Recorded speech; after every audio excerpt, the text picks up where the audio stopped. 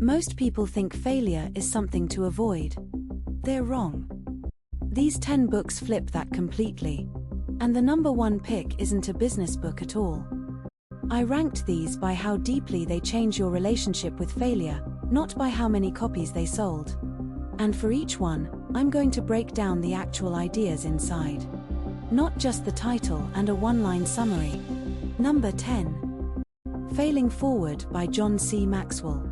Maxwell's core argument is that the difference between successful people and unsuccessful people was never whether they failed. Everyone fails. It's whether they treat failure as an event or as an identity. His key concept is the distinction between failing forward and failing backward. Failing backward means repeating the same mistake and blaming outside circumstances. Failing forward means extracting a specific lesson from the mistake and adjusting your next attempt based on it. A concrete example he uses: Abraham Lincoln lost multiple elections and businesses before ever becoming president. But each defeat sharpened his political instincts instead of ending his ambitions. What makes this book different from something like The Dip is that it's rooted in personal leadership and faith-based motivational storytelling rather than research or strategy. Maxwell is drawing from decades of leadership seminars, not lab studies. Link to grab this one is in the description, timestamped below. Number 9. The Dip by Seth Godin. Godin's core thesis is that every new skill, job, or business goes through a predictable low point called the dip. The gap between the excitement of starting and the payoff of mastery. And most people quit exactly in the middle of it, right before it would have paid off. His most useful concept is the distinction between 3 curves. The dip, which is worth pushing through because it eventually turns upward. The cul-de-sac, a flat line that will never improve no matter how long you stick with it. And the cliff, something that looks fine until it suddenly and catastrophically fails. A concrete example he gives: being the best violinist in a small town earns you almost nothing. But being merely very good, ranked in the top tier globally, earns you everything. Because the market rewards being the best in the world at something narrow, not being decent at something broad. What separates this from failing forward is that it's not about pushing through every failure. Godin argues that strategically quitting the cul-de-sacs early is just as important as pushing through a real dip. Link is in the description. Number 8. Fail Fast, Fail Often by Ryan Babineau and John Crumboltz. This book's central argument is that taking imperfect action immediately beats extensive planning. Because action generates real feedback while planning only generates assumptions. Their key concept is planned happenstance. The idea that career-changing opportunities usually come from unplanned events triggered by simply trying things. Not from a 5-year plan executed perfectly.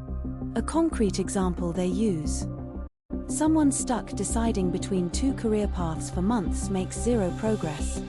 While someone who takes a small, imperfect action in either direction immediately starts collecting real information a spreadsheet could never give them.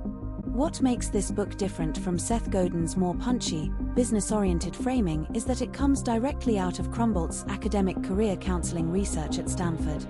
It reads more like applied psychology than a business manifesto. Grab it using the link below. Number 7. Adapt: Why Success Always Starts with Failure by Tim Harford. Harford's core argument, borrowed from evolutionary biology, is that complex problems are almost never solved by a brilliant plan. They're solved through variation and selection. Trying many small experiments, ruthlessly killing the ones that don't work, and scaling the ones that do. His clearest example is the Unilever nozzle problem, where engineers couldn't design a working nozzle through calculation alone. So a biologist solved it instead by generating random small variations of the design and breeding the best performing ones across generations, essentially using evolution instead of intelligence. He also tells the story of Spitfire fighter planes during World War II, which succeeded not because of one perfect blueprint, but because pilots and mechanics constantly modified them in the field based on what kept failing in combat. What makes this book distinct from something like Fail Fast, Fail Often is that it's focused on systems and organizations rather than individual careers. It's closer to a book about how institutions should be designed to tolerate failure at scale. Links in the description. Number 6. Antifragile by Nassim Nicholas Taleb. Taleb's central concept is a category most people don't even realize is missing from their vocabulary. Things that are fragile break under stress. Things that are robust resist stress and stay the same. But things that are anti-fragile actually get stronger because of stress, volatility, and failure. His key strategic idea is the barbell strategy. Instead of taking on medium, hidden risk everywhere, which quietly destroys you over time, you keep the vast majority of your resources extremely safe and put only a small, contained portion into high-risk, high-upside bets where the maximum loss is capped but the maximum gain isn't. A concrete example he gives. The airline industry becomes measurably safer after every crash because each failure is publicly investigated and immediately fixed, making the whole system anti-fragile. While the banking system before 2008 hid its risk until it all failed catastrophically at once, making it fragile. What separates this book from more accessible titles like The Dip is that it's dense, mathematical, and philosophical. Taleb is a former options trader and probability theorist, and the book demands more from the reader than most books on this list. Links below. Number 5. The Lean Startup by Eric Ries.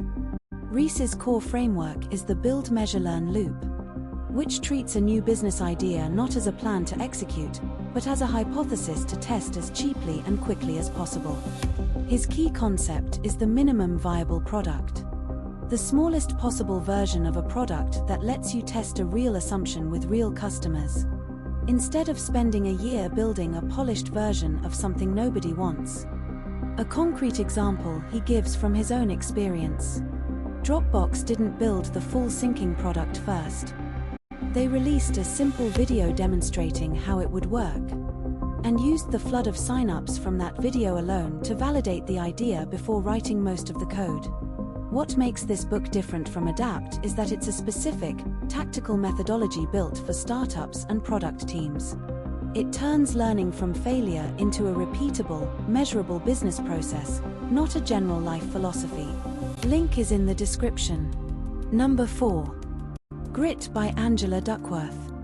Duckworth's research-backed argument is that passion combined with sustained perseverance toward long-term goals, what she calls grit, predicts success better than raw talent or IQ.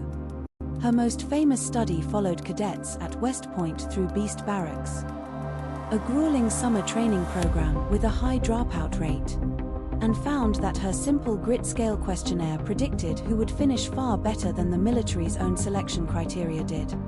Another concrete example she uses. Among National Spelling Bee finalists, the number of hours spent in deliberate, often unpleasant practice correlated with grit scores far more than it correlated with natural verbal ability. What makes this book different from Mindset, which it's often paired with, is that it's built entirely on quantitative psychological research and a measurable scale. It's closer to The Millionaire Next Door in structure, data first, story second. Links in the description. Number 3. Mindset by Carol Dweck. Dweck's central framework is the distinction between a fixed mindset, the belief that abilities are innate and unchangeable, and a growth mindset, the belief that abilities can be developed through effort and strategy. Her key concept is the power of a single word, yet. Saying I'm not good at this is a fixed judgment. Saying I'm not good at this yet turns the same failure into a point on a trajectory instead of a verdict. Her clearest example comes from her own research with school children, where students praised for being smart after solving puzzles later chose easier puzzles to protect that label, while students praised for their effort chose harder puzzles because struggling and failing didn't threaten their sense of who they were. What makes this book foundational compared to books like Grit and Failing Forward is that it's the underlying psychological theory those books build on top of. Nearly every other title on this list assumes a growth mindset without naming it, and Dweck is the one who named it. Link is below. Number 2. The Obstacle is the Way by Ryan Holiday. Holiday's central argument, drawn from ancient Stoic philosophy, is captured in the title itself. The obstacle blocking your path isn't separate from the path, it is the path. His key framework breaks response to failure into 3 disciplines. Perception, controlling how you interpret what happened to you. Action, controlling what you do about it regardless of how you feel. And will, controlling how you endure the parts you genuinely cannot change. A concrete example he tells is Ulysses S. Grant during the Civil War, who treated every battlefield setback not as a reason to retreat, but as new information that repositioned his next move, eventually turning a string of early failures into total strategic advantage. What makes this book different from Anti-Fragile, which reaches a similar conclusion through mathematics, is that Holiday reaches it through 2,000-year-old philosophy and historical narrative. It's built for readers who want conviction and story, not probability theory. Grab the link in the description. And number 1. Man's Search for Meaning by Viktor Frankl. Unlike every other book on this list, this one isn't a theory about failure. It's a first-hand account of surviving the absolute worst failure a human life can contain. Frankl was a psychiatrist imprisoned in Nazi concentration camps. And the book is split between his direct account of survival and the theory of logotherapy he built afterward from what he observed. His most striking observation: prisoners who lost the will to live almost always did so at the exact moment they lost a specific, personal reason to survive. Not general hope, but something concrete, like a person waiting for them or a piece of work left unfinished. He contrasts this with prisoners who endured unimaginable loss by fixing their mind on one specific meaning to return to, proving his central claim that meaning, not the absence of suffering, is what allows people to keep going. What makes this book the definitive number 1 on this list is that every other title here is theorizing about failure from a position of relative safety. Frankl lived through the most extreme version of it that exists, and wrote the theory afterward, not the other way around. Link is in the description. The number 1 pick proves something simple. Failure isn't the opposite of meaning. For some people, it's the only place meaning gets found. Which of these have you read, and which one changed how you handle failure? Drop it in the comments. Next video, 10 books that will completely change how you think about focus.